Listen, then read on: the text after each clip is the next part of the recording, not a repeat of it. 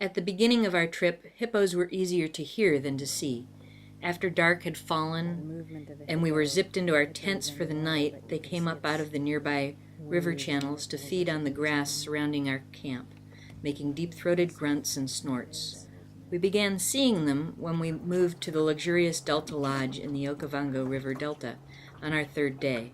The lodge was located on a wide lagoon-like channel guarded by a lone male hippo the lodge staff had named Fred.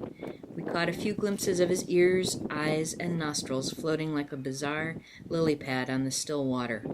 Even on our side excursion from the lodge to the magical-sounding hippo pool, we rarely glimpsed more than the top of a hippo's head. Everything I had learned about hippos before coming to Africa had said that during the day, the big animals stay submerged to ward off heat and sunburn, only coming out at night to graze. But that all changed at Chobe River. At our final camp, we found the hippos weren't mere deformed lily pads floating on the surface. There were scores and scores of the rounded beasts standing around in the midday sun, grazing and napping in big piles like puppies. I was amazed at the masses of them, piled together. They seemed unconcerned by our approaching boat, crocodiles, various birds wandering between and over their bodies. I'll never forget the sight of these roly-poly characters running.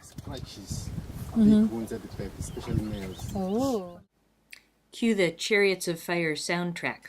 Although they are strict vegetarians, hippos have a reputation for being extremely territorial and are supposedly responsible for more human deaths than any other animal in Africa, although there are no reliable statistics on that issue. We did hear a report of another boat being sunk by a hippo while we were in the area, but I never felt threatened. My favorite hippo encounter came when we were driving along the road that parallels the bank of the Chobe, and we saw one lone hippo grazing close to the water's edge. And then we realized it was a mother with a baby.